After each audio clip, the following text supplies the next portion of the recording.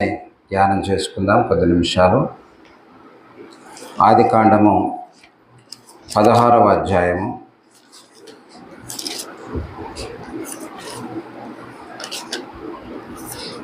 13వ వచనం. ఆదికాండం 16వ అధ్యాయము 13వ వచనం.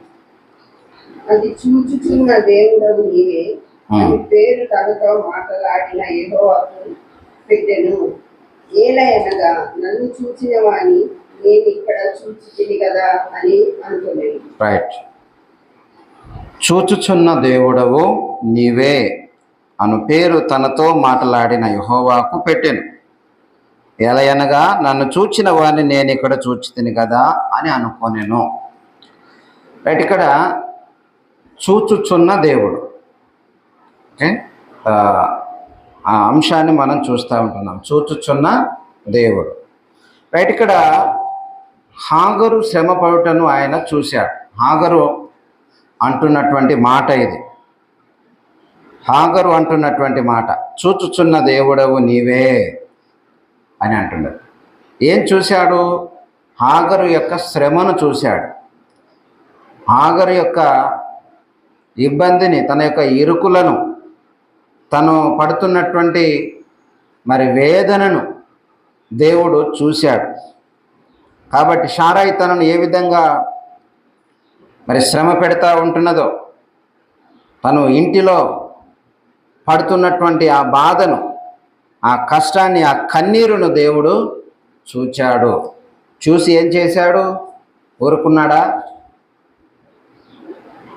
ఆయన ఊరుకోలేదు. ఆ శ్రమలో, ఆ కష్టంలో, ఆ నిందల్లో, అవమానంలో తను దేవునికి మొరపెట్టినప్పుడు దేవుడు తనను దర్శించాడు. కాబట్టి ఆయన చూస్తున్నాడు. సో మనము ఇబ్బందిలో ఉన్నప్పుడు, మన కష్టాల్లో ఉన్నప్పుడు, మనం ఏ పరిస్థితిలో ఉన్నా కూడా, ఏ స్థితిలో ఉన్నా కూడా దేవుడు మనల్ని చూస్తున్నాడు. అలాంటి ఇబ్బందికరమైన పరిస్థితులలో దేవునికి మనము మొరపెట్టితే ఆయన తప్పకుండా ఆ పరిస్థితులలో దేవుడు తన యొక్క సహాయమును మన కొరకు పంపిస్తాడు. ఆయన మనకు సహాయం చేస్తాడు. ఆయన మనకు ఆధారమైనటువంటి దేవుడు. ఆయన మనల్ని ఆదుకునే దేవుడుగా ఉంటున్నాడు. హాగరును దేవుడు ఆదుకున్నాడు. హాగరుకు దేవుడు సహాయం చేశాడు. తనను బలపరిచాడు. తనకు ధైర్యాన్ని ఇచ్చాడు. నేను నీకు తోడుగా ఉన్నాను, నేను నిన్ను జ్ఞాపకం చేసుకుంటాను, నీ సంతానమును జ్ఞాపకం చేసుకుంటాను, నువ్వు వెళ్ళి అక్కడే ఉండు అని తనను ధైర్యపరిచాడు, అని తనను బలపరిచాడు. సో ఆ విధంగా దేవుని యొక్క మాటకు లోబడ్డప్పుడు తన యొక్క సంతానం అంతా కూడా దీవించబడ్డది, ఆశీర్వదించబడము మనము చూస్తూ ఉంటున్నాం. కాబట్టి మన పరిస్థితి ఏదైనా, మన శ్రమ ఏదైనా, మనల్ని ఎవరు శ్రమ పెడతా ఉంటున్నా, ఏ పరిస్థితిలో ఉంటున్నా కూడా ఆ పరిస్థితిని దేవునికి చెప్పాలి. ఎందుకంటే ఆయనే చూస్తున్నాడు కదా. మన కష్టాన్ని, మన కన్నీళ్లను ఎవరు చూడకపోవచ్చు, ఎవరికి మనం చూపించకపోవచ్చు, కానీ మన హృదయ అంతరంగంలో ఉన్నటువంటి దాన్ని దేవుడు చూస్తున్నాడు. సో ఆయన తప్పకుండా తన యొక్క కార్యమును జరిగిస్తాడు, దానికి పరిష్కారమును ఇస్తాడు. ఇంకొక మాట చూద్దాం. రెండవదిగా ఆదికాండం 29వ అధ్యాయము, ఆదికాండం 29వ అధ్యాయము 31, 32 వచనాలు. ఆదికాండము 29, 31, 32 నేను చదువుతున్నాను. లేయా ద్వేషించబడుట యెహోవా చూచి ఆమె గర్భము తెరిచెను. రాహేలు గొడ్రాలై ఉండెను. లేయా గర్భవతి అయి కుమారుని కని, యెహోవా నా శ్రమను చూచి ఉన్నాడు గనుక నా పెనిమిటి నన్ను ప్రేమించును కదా అనుకొని అతనికి రూబేను అను పేరు పెట్టెను. దేవునికి స్తోత్రాలు. ఇక్కడ లేయా శ్రమ పెట్టబడటం చూశాడు. యెహోవా నా శ్రమను చూసి ఉన్నాడు అని ఆమె జ్ఞాపకం చేసుకుంటున్నది. అక్కడ ఏంటిది ఆ శ్రమ అని అంటే, లేయా తన భర్త వలన ద్వేషించబడతా ఉంటుంది. తన భర్త వలన ద్వేషించబడుతుంది. ఎవరు తన భర్త? యాకోబు. యాకోబు ఎందుకు ద్వేషిస్తున్నాడు? రాహేలును ప్రేమించాడు కాబట్టి. అందా, రాహేలును ప్రేమించాడు, రాహేలును కోరుకున్నప్పుడు ఆ రాహేలు దక్కలేదు. అంటే తనకు మరి 7 సంవత్సరాలు తన కొరకు కొలువు చేయాల్సి వచ్చింది. సో 7 సంవత్సరాల తర్వాత మరలా పొందుకున్నాడు. అయితే ఆ విధంగా మరి మోసగించబడ్డాను అన్నటువంటి ఉద్దేశం కావచ్చు. సో ద్వేషించబడ్డప్పుడు దేవుడు ఆమెను జ్ఞాపకం చేసుకున్నాడంటే తన యొక్క భర్త తనను ప్రేమించడం లేదు, తన భర్త తనను ద్వేషిస్తూ ఉంటున్నాడు. తన యొక్క కుటుంబంలో వారు తనను ద్వేషిస్తూ ఉండొచ్చు. సో ఎవరు ద్వేషించినా, ఎవరు పట్టించుకున్నా, ఎవరు పట్టించుకోకపోయినా ఎవరు చూస్తున్నారు? దేవుడు చూస్తున్నాడు. ఆయన పట్టించుకుంటాడు. ఎవరు పట్టించుకోనటువంటి వారిని దేవుడే పట్టించుకుంటాడు కదా. ఏ దిక్కు లేనటువంటి వారికి దేవుడే దిక్కు అన్నట్టు. అందుకే ఆయన మన ఆధారం కావాలి. ఇందాక పాట పాడాం కదా, ఆధారము నాకు ఆధారం. కాబట్టి ఆధారమైనటువంటి దేవుడు లేయా దేవునికి మొరపెట్టింది. కాబట్టి అలాంటి పరిస్థితులలో సో దేవుని సన్నిధికి రావడం అన్నటువంటిది గొప్ప విషయం. కాబట్టి చాలా మంది రాంగ్ రూట్లో వెళ్తూ ఉంటారు, వెళ్ళకూడని చోట్లకు వెళ్తూ ఉంటారు. అక్కడికి వెళ్తే మంచిగా అవుతుంది, ఇక్కడికి వెళ్తే మంచిగా అవుతుంది, నా భర్త మారతాడు, సో నన్ను ప్రేమగా చూసుకుంటాడు అని రాంగ్ రూట్లు వెతుకుతూ ఉంటారు.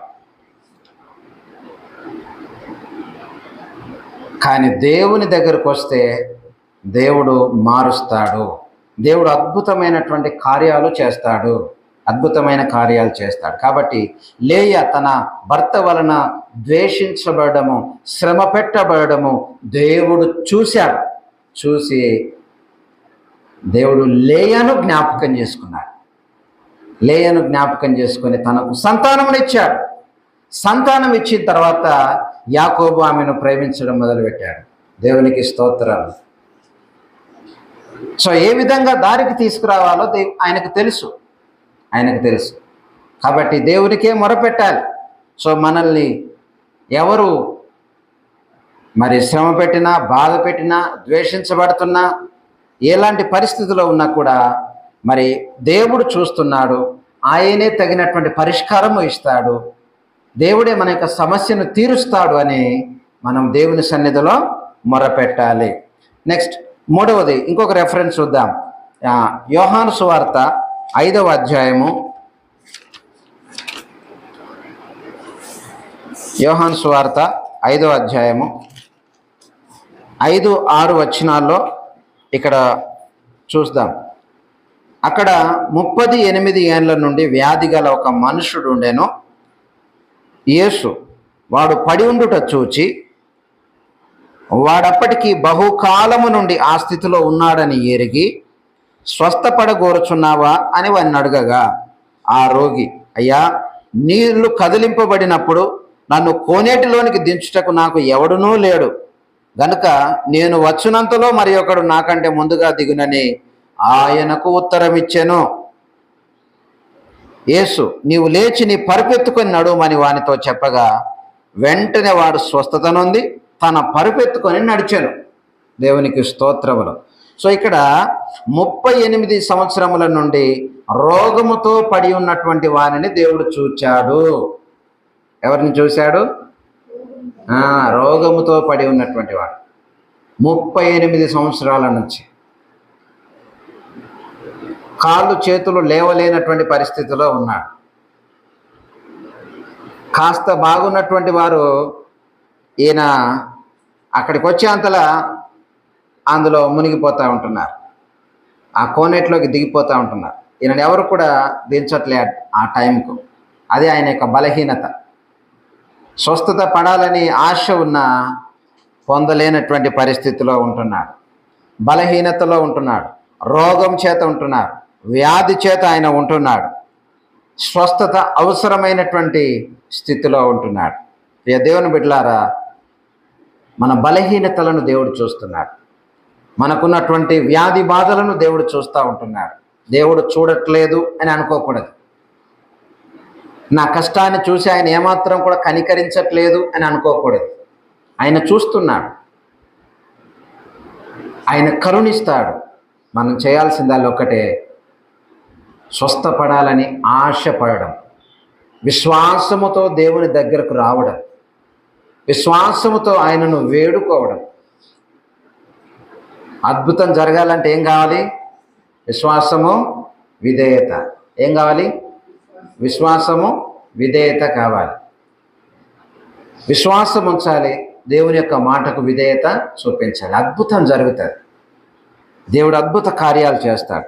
కాబట్టి మరి 38 సంవత్సరాల నుంచి రోగముతో పడి ఉన్నటువంటి ఆ వ్యక్తిని దేవుడు ముట్టి స్వస్థపరిచాడు. కాబట్టి ఒక మాటతోనే నీవు లేచి నీ పరుపెత్తుకొని నడువమని చెప్పగానే వాడు వెంటనే వాడు లేచాడంట. వెంటనే పరుగెత్తుకొని నడవడం ఎంత అద్భుతం కదా ఇది! 38 సంవత్సరాల నుంచి లేవలేనటువంటి వ్యక్తి వెంటనే పరుగెత్తుకొని నడవడం, పరుపెత్తుకొని వెళ్ళడం. సో దేవుడు అద్భుత కార్యాలు చేసేవాడు. మనం ఉన్నటువంటి స్థితిని దేవుడు చూస్తూ ఉంటున్నాడు. ఆయన చూచుచున్న దేవుడు. నెక్స్ట్ ఇంకో మాట చదువుదాం. హిజ్కియా గురించి మనం చూస్తాం. యెషయా గ్రంథము 38వ అధ్యాయం. యెషయా గ్రంథము 38 అధ్యాయము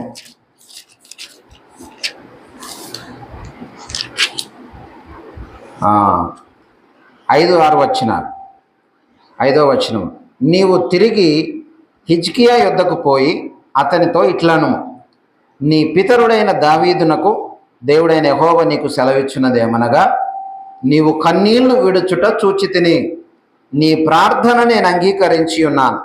ఇంకా 15 సంవత్సరముల ఆయుష్యము నీకిచ్చెదను, మరియు ఈ పట్టణమును నేను కాపాడుచు నిన్నును ఈ పట్టణమును అష్షూరు రాజు చేతిలో పడకుండా విడిపించెదను.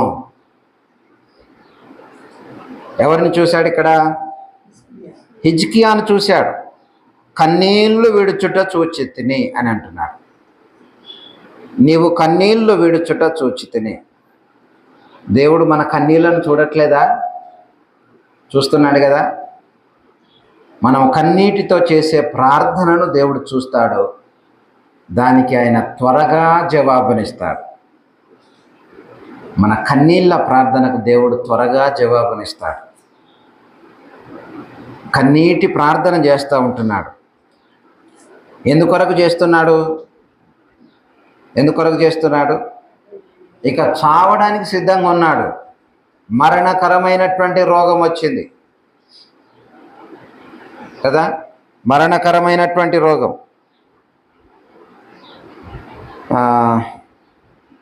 మొదటి వచనం చూడండి, 38వ అధ్యాయం. ఆ దినములలో హిజ్కియాకు మరణకరమైన రోగము కలుగగా ప్రవక్తయు ఆమోజు కుమారుడునైన యెషయా అతని యొద్దకు వచ్చి, నీవు మరణమవుచున్నావు, బ్రతకవు గనుక నీవు నీ ఇల్లు చక్కబెట్టుకోమని యెహోవా సెలవిచ్చుచున్నాడని చెప్పగా, అతడు తన ముఖమును గోడ తట్టు తిప్పుకొని, యెహోవా యథార్థ హృదయముతో సత్యముతో నీ సన్నిధిని నేనెట్లు నడుచుకొంటినో, నీ దృష్టికి అనుకూలముగా సమస్తమును నేను ఎట్లు జరిగించి తినో కృపతో జ్ఞాపకం చేసుకొనుమని హిజ్కియా కన్నీళ్లు విడుచుచు యెహోవాను ప్రార్థింపగా, కన్నీళ్లు విడుచుచు పశ్చాత్తాపముతో కన్నీళ్లతో వేదనతో చేసినటువంటి తన ప్రార్థనను దేవుడు చూశాడు.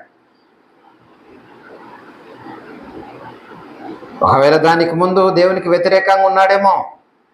అందుకే నీ ఇల్లు చక్కబెట్టుకో అని అంటున్నాడు. ఇల్లు చక్కబెట్టుకో అని అంటే హృదయాన్ని సరి చేసుకో, జీవితాన్ని దిద్దుకో. దేవుడు కొన్నిసార్లు కొన్ని పరిస్థితులు ఎందుకు తీసుకొస్తాడు తెలుసా? మనం మారు మనసు పొందడానికి, ప్రభు తట్టు తిరగడానికి, విడిచిపెట్టడానికి, దుర్మార్గంగా దేవునికి వ్యతిరేకంగా జీవిస్తున్నటువంటి వ్యక్తులను కొన్నిసార్లు దేవుడు మొత్తుతూ ఉంటాడు. ఏదో ఒక పరిస్థితి తీసుకొస్తూ ఉంటాడు. అందరి విషయం కాదల్లా. కొన్ని కొన్ని విషయాలు. సో ఎందుకు అనంటే వాళ్ళకి సమయం ఇస్తూ ఉంటాడు, వాళ్ళు మారు మనసు పొందడానికి. కొన్ని దేవుని మహిమ కొరకు వాటంతట అవే వస్తూ ఉంటాయి. కారణాలు మనం చెప్పలేం. ఎందుకంటే ఇప్పుడు యోబు ఉన్నాడు, అతడు ఏ పాపము చేయలేదని రాయబడ్డది కదా, అతనిలో ఏ చెడుతనమో లేదు. మరి అయినా అతడు శ్రమ పెట్టబడ్డాడు కదా, బాధను అనుభవించాడు, వ్యాధిని అనుభవించాడు, చాలా భయంకరమైన పరిస్థితులను ఎదుర్కొన్నాడు. తన కుటుంబాన్ని అంతా పోగొట్టుకున్నాడు, తనకున్న ఆస్తిని అంతా పోగొట్టుకున్నాడు. అయినా దేవుని నిందించలేదు. యెహోవా ఇచ్చెను, యెహోవా తీసుకొని పోయాను, యెహోవా నామమునకే స్తుతి కలుగును గాక అని దేవుని ఘనపరిచినటువంటి గొప్ప భక్తుడే. సరే, మనకు వచ్చినటువంటి పరిస్థితి ఏదైనా కానీ దేవుని తట్టు తిరగడానికి,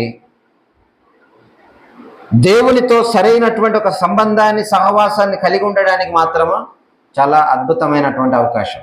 దాన్ని కనుక సద్వినియోగం చేసుకొని కన్నీళ్లతో దేవుని సన్నిధిలో ఉన్నట్లయితే దేవుడు తప్పకుండా కనికరిస్తాడు.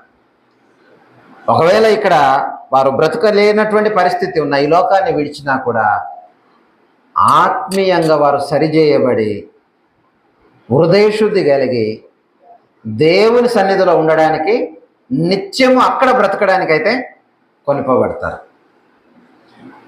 అది ప్రాముఖ్యమైంది కదా. ఇక్కడ ఇప్పుడు హిజ్కియా ఇంకో 15 సంవత్సరాలు బ్రతికాడు, అయినా మళ్ళీ చనిపోవాల్సిందే. కానీ అక్కడ బ్రతకడం అన్నటువంటిది ప్రాముఖ్యమైనటువంటి విషయం. దాని కొరకు సిద్ధపడాలి.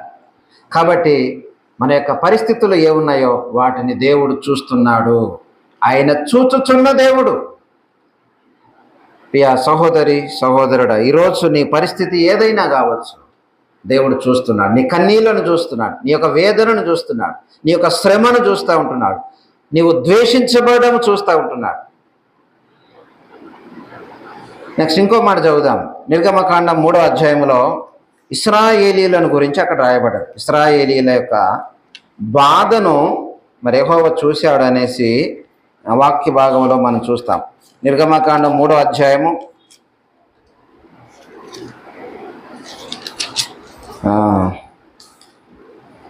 7వ వచనం నుంచి నేను చదువుతున్నాను.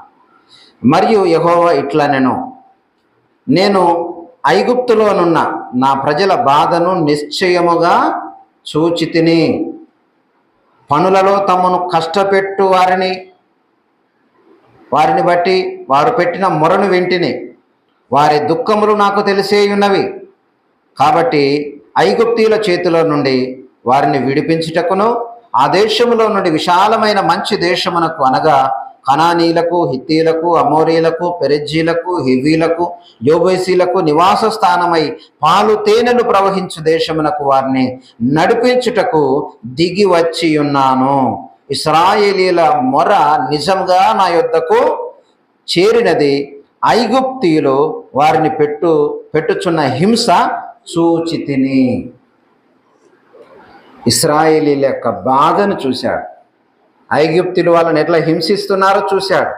ఆ శ్రమను చూశాడు. ప్రజల బాధను నిశ్చయముగా చూచితిని అని అంటున్నాడు. దేవుడు చూస్తున్నాడు. వారిని విడిపించడానికి వచ్చాడు. వారి యొక్క కష్టాలు కడతీర్చడానికి ఆయన వచ్చాడు. ఆయన దిగి వచ్చాడు. మోషేతో మాట్లాడుతూ ఉంటున్నాడు. మండుచున్న పొదలో మోషేతో మాట్లాడుతున్నాడు. వారి బాధను, వారి కష్టాన్ని, వారి విడుదలను గురించి చెప్పడానికి, మోషేను బలపరచడానికి, సిద్ధపరచడానికి దేవుడు మాట్లాడుతూ ఉంటున్నాడు. కాబట్టి మన యొక్క శ్రమను చూస్తాడు, మన అవసరతను చూస్తాడు, మన కన్నీళ్ళను చూస్తాడు, మన పని దగ్గర మరి పెట్టబడుతున్నటువంటి ఏదైతే ఇబ్బంది ఉంటుందో దాన్ని చూస్తున్నాడు. ఇక్కడ ఐగుప్తీయులు ఏం చేస్తున్నారంట? వాళ్ళు పనిచేసే దగ్గర అక్కడ ఉన్నది 7వ వచనంలో, పనులలో తమను కష్టపెట్టు వారిని బట్టి వారు పెట్టిన మొరను వింటిని. పనులలో పని చేయించే వాళ్ళు ఏం చేస్తున్నారు? చేసే వాళ్ళను కష్టపెడతా ఉంటున్నారు. మరింత పని చేసేటట్టుగా కదా. కొందరి పరిస్థితి ఆ విధంగా ఉంటా ఉంటుంది. ఆఫీసులలో కావచ్చు, లేకుంటే కొన్నిసార్లు వాళ్ళు పని భారము ఒత్తిడి అన్నటువంటిది విపరీతంగా అయిపోతూ ఉంటుంది. లేకుంటే బాస్ దగ్గర నుండి ఆ ఒత్తిడి వస్తూ ఉంటుంది, పని చేయాలి అనేసి ఒత్తిడి తీసుకొస్తూ ఉంటారు. అలాంటి పరిస్థితులలో కూడా ఆ మనం పెట్టే మొరను దేవుడు వింటాడంట. అంతే కదా, ఇప్పుడు ఇశ్రాయేలీలు అదే మొర పెట్టారు. ఆ పని భారం వల్ల వాళ్ళు పెట్టే కష్టం, దాన్ని బట్టి ఇశ్రాయేలు మొర పెట్టారు. దేవుడు వారి మొరను చూశాడు, వారి మొర విన్నాడు. విని దిగి వచ్చాడు, మోషేతో మాట్లాడుతున్నాడు. నేను వారిని విడిపిస్తాను, కానాను దేశానికి నడిపిస్తాను, పాలు తేనెలు ప్రవహించే ఆ దేశాన్ని స్వాస్థ్యముగా ఇశ్రాయేలుకు ఇస్తాను అనేసి దేవుడు వాగ్దానం చేస్తూ ఉంటున్నాడు. ఆ వాగ్దానం చేసిన విధంగానే మోషేను సిద్ధపరిచాడు, అక్కడికి పంపించాడు. అక్కడ నుండి మరి ఇశ్రాయేలును విడిపించి అరణ్య మార్గములో 40 సంవత్సరాలు నడిపించి అనేక పాఠాలు నేర్పి వారిని కానాను దేశంలోనికి నడిపించాడు.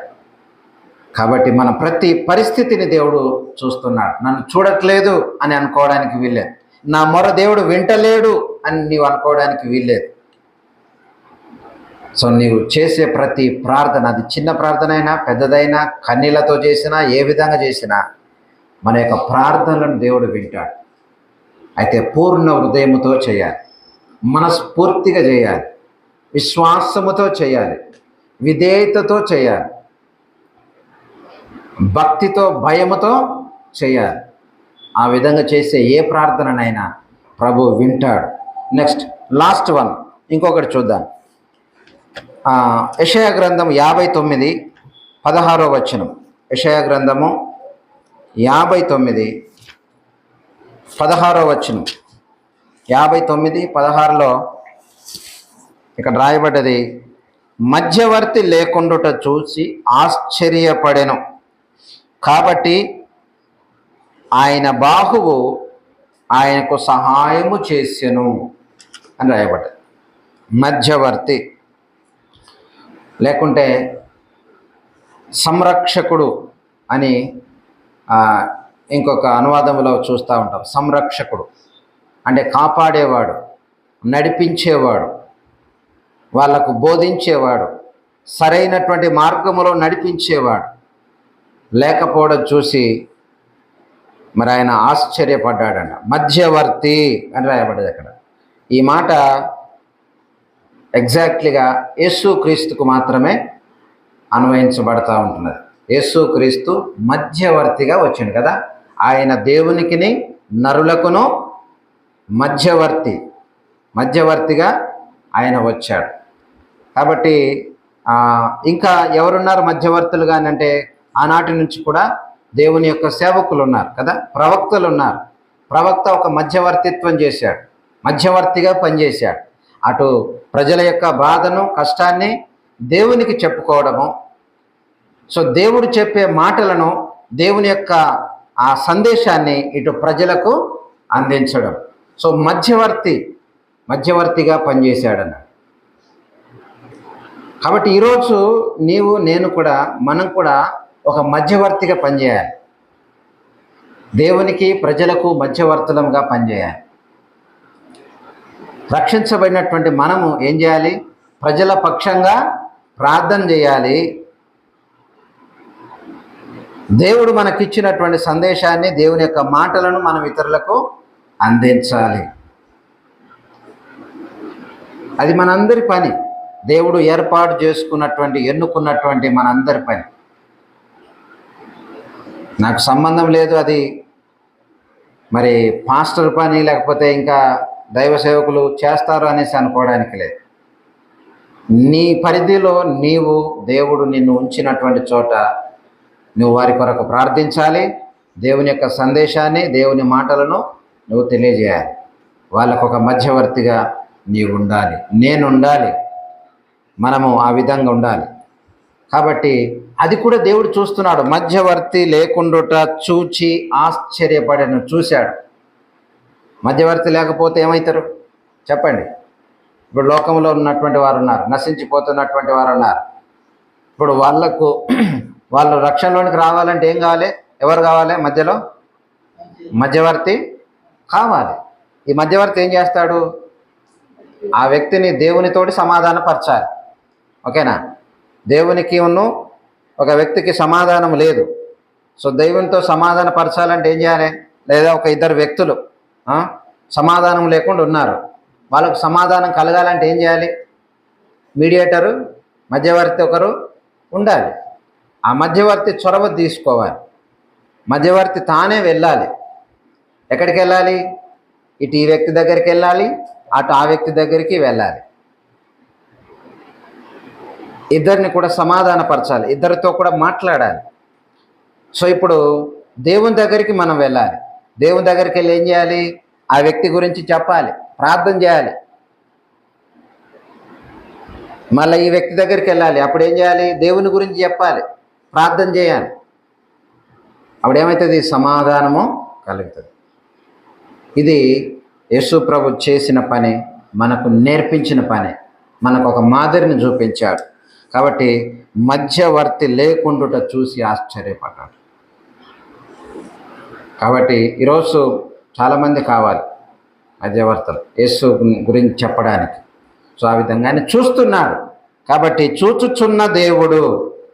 సో ఈరోజు మనం ధ్యానించినటువంటి అంశం చూచుచున్న దేవుడు. ఏం చూశాడు ఆయన? శ్రమను చూస్తూ ఉంటున్నాడు. హాగరు యొక్క శ్రమ చూశాడు, తన కుటుంబము శ్రమ పెట్టబడము దేవుడు చూశాడు. మరి లేయ తన భర్త వలన ద్వేషించబడడం చూశాడు.